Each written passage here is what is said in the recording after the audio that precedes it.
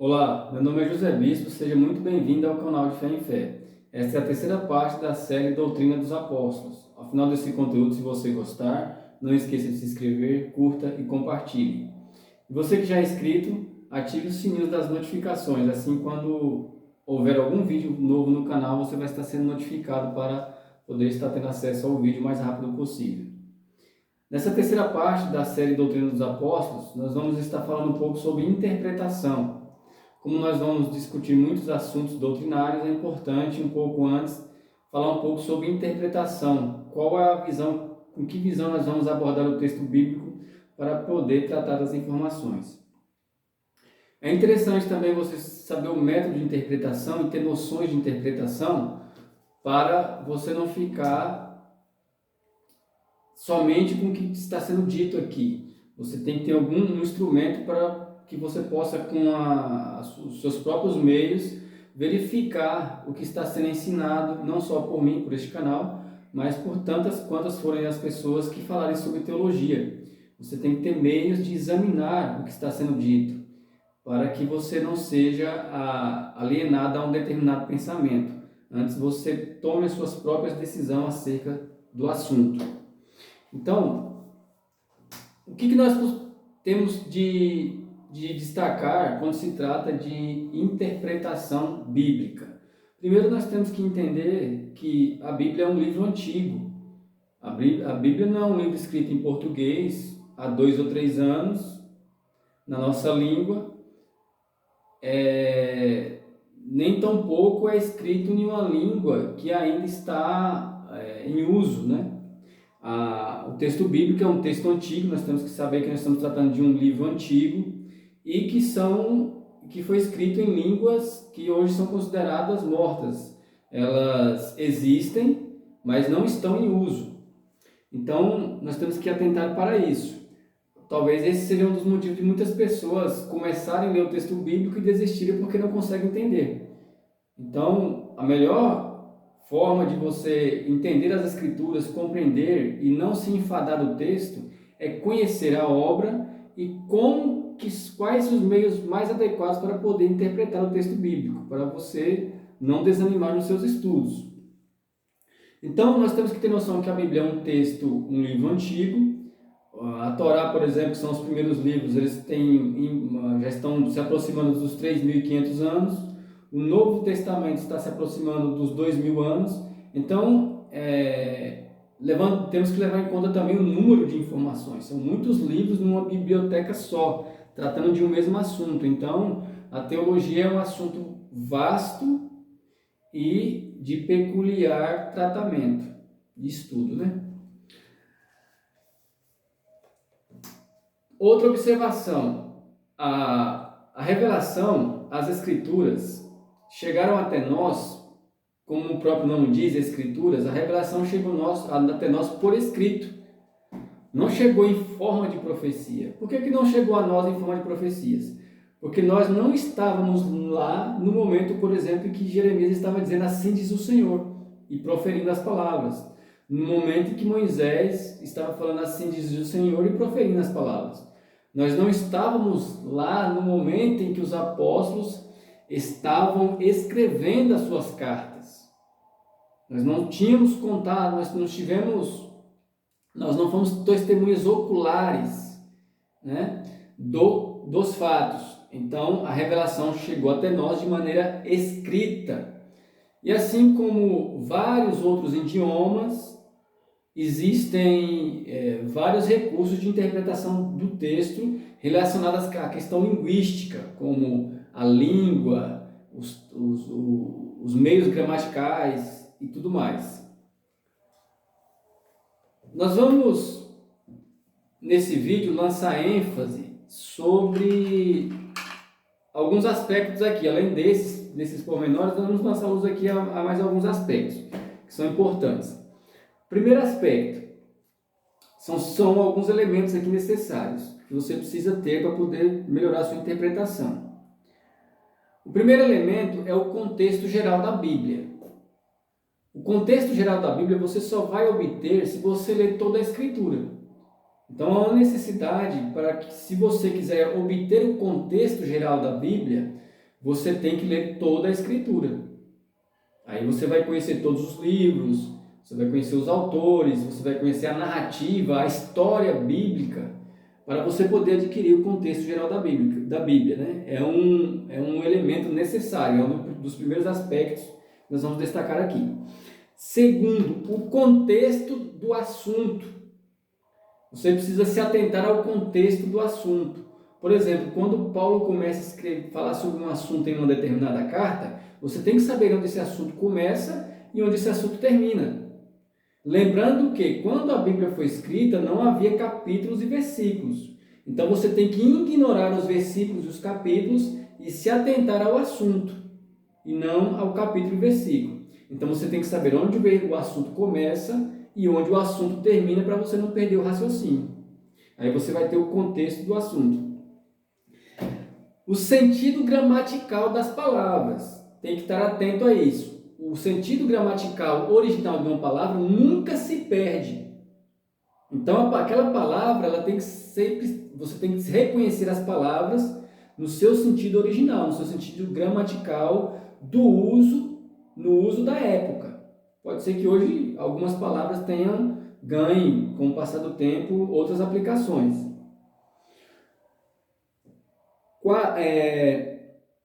O quarto, a aplicação da palavra. Aqui nós estamos no quarto aspecto, a aplicação da palavra. Por que nós temos que atentar à aplicação da palavra? Porque em determinados contextos, a palavra ela não é aplicada no seu sentido original. Ela é aplicada no seu sentido metafórico ou figurado. E aí é bom nós atentarmos para uma coisa. Se você tiver uma gramática em casa, gramática da língua portuguesa, eu recomendo que você estude a parte da estilística, onde trata das figuras de linguagem. Eu vou destacar aqui três formas de figura de linguagem, que é a figuras de palavras, figuras de construção e figuras de pensamento. Então, é importante você saber que cada autor tem as suas particulares aplicações a determinados textos, né? Ele tem o seu determinado modelo, né? Digamos assim, a sua determinada forma literária de se expressar, de falar ou de escrever. Então, é importante você atentar para a questão estilística, né? Para as variadas formas de linguagem, as variadas formas de expressão. Para tanto, nós vamos tratar esses 4 aspectos aqui a partir do texto de Colossenses, no capítulo 1. Aí nós vamos ver na prática como que se desenvolve aqui esses aspectos de interpretação.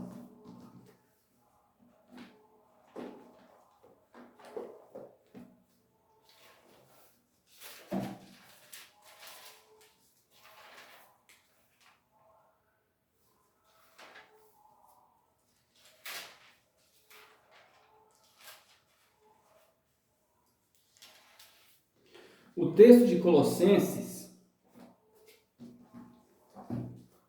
está lá em Colossenses, no capítulo 1, e nós vamos ler do verso 12 até o verso 16. São 5 versos, né? Nós vamos ler aqui e vamos aqui dar exemplificar a aplicação desses aspectos aqui. Verso 12, Colossenses capítulo 1, verso 12. Ele diz assim: dando graças ao Pai, que nos fez idôneos para participar da herança dos santos na luz. Grave bem a palavra herança aí. O qual nos tirou da potestade das trevas e nos transportou para o reino do Filho do seu amor, em quem temos a redenção pelo seu sangue, a saber, a remissão dos pecados, o qual é a imagem do Deus invisível, o primogênito de toda a criação. Grave essa outra palavra aí, primogênito. Porque nele foram criadas todas as coisas que há nos céus e na terra, visíveis e invisíveis, sejam tronos, sejam dominações, sejam principados, sejam potestades, tudo foi criado por ele e para ele até aí. Esse texto é um texto, primeiro nós vamos atentar ao contexto do assunto. Do que Paulo introduz a carta até o verso número 8, Colossenses do verso 1 até o verso 8, introdução da carta, e a partir do verso 9, ele começa a tratar, ele começa a expressar, até o verso número 29, pelo menos, ele começa a tratar de forma abrangente a promessa de Deus aos santos e a obra da redenção. Né? E no meio desse assunto, ele também coloca a pessoa de Cristo como figura principal, né? Como personagem principal nessa obra. Vamos ver aqui o verso 13 que diz assim, ó, o qual nos tirou da potestade das trevas, nos resgatou e nos transportou para o reino do Filho do seu amor. Então, o assunto aqui, basicamente, é a obra de Cristo, que ele está tratando. Agora, vamos atentar aqui para a palavra herança e a palavra primogênito, que essas duas palavras ele traz à luz aqui, tratando do assunto. Só que, atentando aqui para a palavra primogênito, nós só vamos descobrir a aplicação que Paulo faz dela aqui, se nós tivermos conhecimento do contexto geral da Bíblia, que é o primeiro aspecto que nós destacamos aqui. Por exemplo, se nós formos atentar para o sentido gramatical dessa palavra, o sentido gramatical dela, original, principal, é o quê? É primeiro nascido, tanto no hebraico como no grego. Primogênito significa primeiro nascido. Se nós formos levar em conta aqui o sentido gramatical original dela, o que vai acontecer? Nós vamos entender que Jesus não é Deus. Nós vamos chegar à conclusão de que ele foi criado, que se ele é o primogênito, o primeiro da criação, então vai dar a entender que ele foi o primeiro ser a ser criado. Porém, pelo contexto geral da Bíblia, nós conseguimos depreender que não é isso que Paulo quer dizer. Paulo não quer dizer que ele é o primeiro criado. Paulo, nesse texto, como nós vamos averiguar mais adiante, está dizendo que tudo foi criado por ele e para ele. Paulo está dizendo que ele é herdeiro daquilo que ele mesmo criou. Isso é que o texto está dizendo. Então, Paulo aqui está dizendo, nesse texto aqui, pelo contrário, em vez de Jesus ser criado, o texto está afirmando com muita clareza que ele é Deus.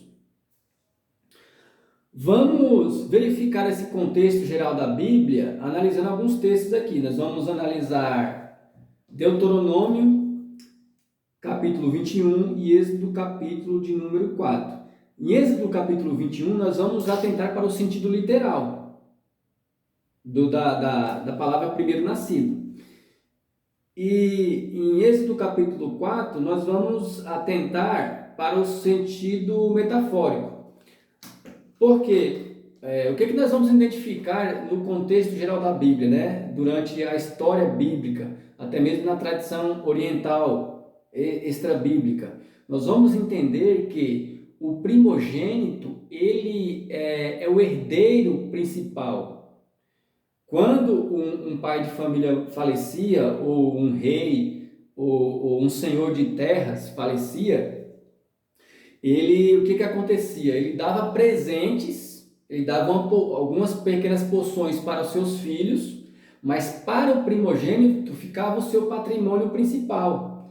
Então a herança, como por tradição bíblica e oriental, ficava com o primogênito. Daqui que surge o sentido metafórico da aplicação da palavra primogênito para alguém que herda alguma coisa. Vamos verificar aqui Deuteronômio primeiro.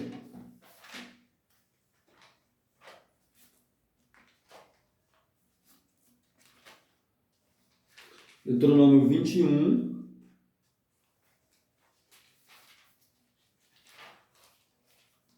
E o verso número 15. Diz assim: Quando um homem tiver duas mulheres, uma a quem ama e outra a quem despreza, e a amada e a desprezada lhe derem filhos, e o primogênito for da desprezada, será que, no dia em que fizer herdar os seus filhos, o que tiver, não poderá dar a primogenitura ao filho da amada, preferindo ao filho da desprezada, que é o primogênito. O primogênito tem a primazia. Mas ao filho da desprezada reconhecerá por primogênito, dando-lhe dobrada porção de tudo quanto tiver, porquanto aquele é o princípio da sua força. O direito da primogenitura é dele. Então a herança fica com o primogênito, independente da mulher a qual ele tenha nascido. Vamos agora para Êxodo, capítulo 4.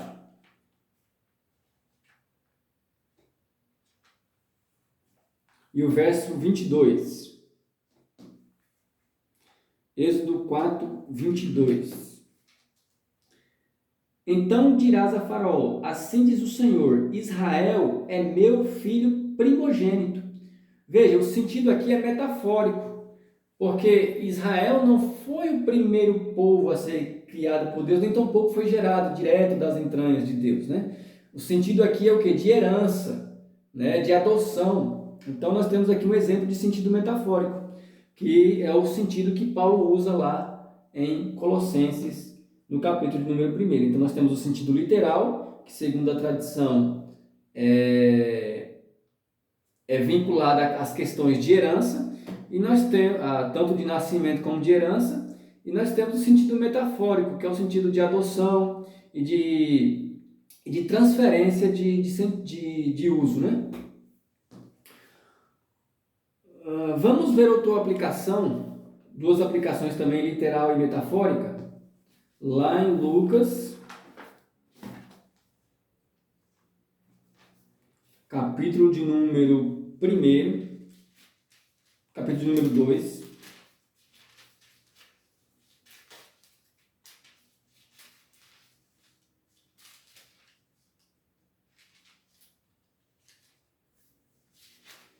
E o verso de número 7, que diz assim: E deu à luz a seu filho primogênito, e envolveu em panos, e deitou-o numa manjedoura, porque não havia lugar para eles na estalagem.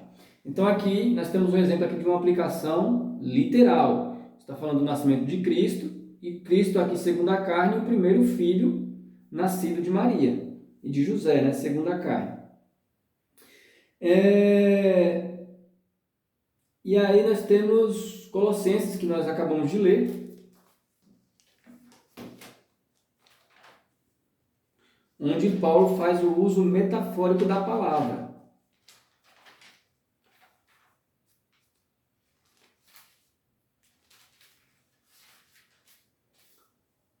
Aqui em Colossenses 1, o verso 15, está escrito: o qual é a imagem de Deus, do Deus invisível, o primogênito de toda a criação. Então usa aqui o quê? Metafórico. Quando Paulo está dizendo que ele é o primogênito de toda a criação, quer dizer que ele é herdeiro de toda a criação, né? Ele que é o herdeiro de tudo.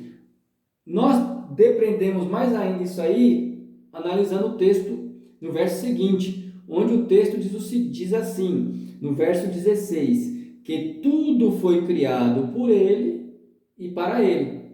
E ainda nós temos mais alguns subsídios, levando em conta, vamos destacar aqui o contexto geral da Bíblia, né? Porque o contexto geral da Bíblia apresenta Jesus como Deus, né? É aquele que ele mesmo proporcionou a nós ele proporcionou a nós todas as coisas, né? Ele se fez, a palavra que ele proferiu, né? As promessas que ele fez, ele mesmo promoveu meios de cumprir essas promessas, essas profecias. Vamos analisar aqui o texto lá de João, capítulo 1, Evangelho segundo escreveu João, capítulo 1, que lança mais luz sobre essa ideia de Paulo aqui, de que Jesus é o herdeiro da criação e ele também é criador de tudo.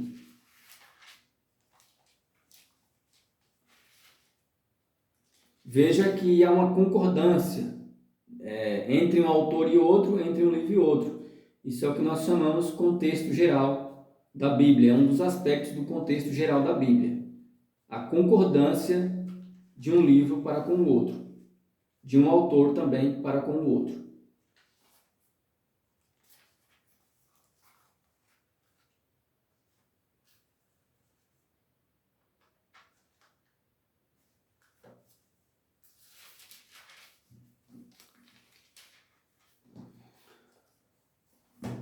Verso 1, João capítulo 1, verso 1, diz assim: No princípio era o Verbo, e o Verbo estava com Deus, e o Verbo era Deus. Ele estava no princípio com Deus. O verso 1 e o verso 2 aqui tem um recurso de figura de linguagem aqui. Eu não vou me ater a esses dois aqui, senão vai tomar muito tempo, nós vamos perder o foco. Mas aqui no verso 1 e no verso 2 tem um aspecto de figura de linguagem aqui, o qual eu não vou tratar. Agora veja o verso 3. Todas as coisas foram feitas por ele, e sem ele nada do que foi feito se fez. O que sustenta aquilo que Paulo está dizendo lá em Colossenses capítulo 1. Agora veja o verso de número 10, que diz assim: Estava no mundo, e o mundo foi feito por ele, e o mundo não o conheceu. Então tudo foi feito por ele e para ele. Então agora nós vamos voltar lá para Colossenses. Antes vamos ler Romanos. Vamos ler também Gênesis 25 e Romanos capítulo 8. Gênesis capítulo 25, nós vamos enfatizar aquela ideia da tradição oriental, onde a herança era passada para o primogênito. Vamos ver aqui no caso de Abraão passando para Isaac.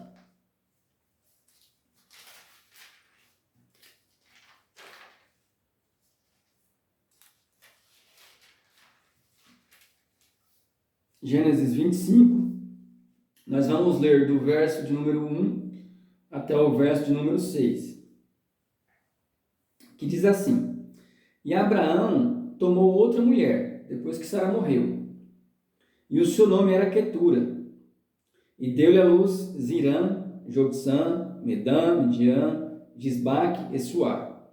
E Joksã gerou Seba e Dedã, e os filhos de Dedã foram Assurim, Letussim e Leumim. E os filhos de Midian foram Efar, Éfer, Enoque, Abidá e Elda. Esses todos foram filhos de Quetura. Verso 5. Porém Abraão deu tudo o que tinha a Isaque, porque Isaque era tido como primogênito. O direito de primogenitura aqui era de Isaque. No caso de Abraão e Isaac, de Ismael e Isaac, o direito de primogenitura ficou com Isaac por causa da promessa, que a promessa foi feita a Isaac e não a Ismael. Então a promessa era em Isaac. Verso 6. Mas os filhos das concubinas que Abraão tinha, deu a Abraão presentes e, vivendo ele ainda, despediu-os do seu filho Isaac, enviando-os ao oriente para a terra oriental. Então nós vemos aqui que Abraão dá a sua herança a Isaac, porque era o direito de primogenitura estava sobre ele. Agora vejamos, aqui nós destacamos a questão da promessa, vamos ver o uso metafórico aqui. Não exatamente metafórico, nós vamos ver o uso dele, o uso da questão também metafórico. Vamos ver o uso da questão primogênito em relação a Cristo, na questão de herdeiro de toda a criação. E para nós, a herança é tida como literal, porque a promessa da vida eterna é literal, é verdadeira, né? Então nós vamos ver a questão aqui da herança relacionada à promessa da salvação. Está lá em Romanos, capítulo de número 8.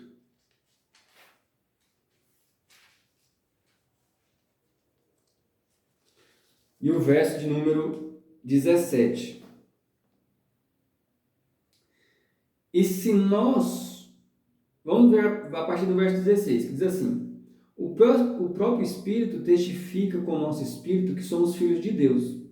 E se nós somos filhos, somos logo herdeiros também, verdadeiramente herdeiros de Deus e co-herdeiros de Cristo, se é certo que com Ele padecemos, para que também com Ele sejamos glorificados. Então aqui nós vemos o aspecto da herança no que diz respeito à promessa da salvação, e tratando nós como co-herdeiros de Cristo, isso diz também que Cristo é herdeiro, né? Nós somos co-herdeiros dele, ele primogênito, herdeiro de tudo, e nós participantes com ele. Espero que você tenha gostado desse conteúdo. Nós vamos aqui só relembrar o que foi destacado aqui sobre questão de interpretação. Nós destacamos que a Bíblia é um livro antigo, né? Que é uma necessidade de estudar as línguas originais, os aspectos culturais da época, como a Bíblia foi escrita, quando, né, os autores, as formas literárias. Nós destacamos a importância da linguística na interpretação do texto bíblico e a importância de se conhecer o contexto geral da Bíblia, o contexto do assunto, o sentido gramatical das palavras e a aplicação das palavras, né? Ou seja, como o autor trabalha a palavra naquele texto que ele está escrevendo. Espero que você tenha gostado desse conteúdo. Continue acompanhando essa série. Nós vamos aqui discorrer sobre vários assuntos doutrinários acerca do que os apóstolos viveram e ensinaram. Ao final, não esqueça de se inscrever, curta, compartilhe e vem para Cristo.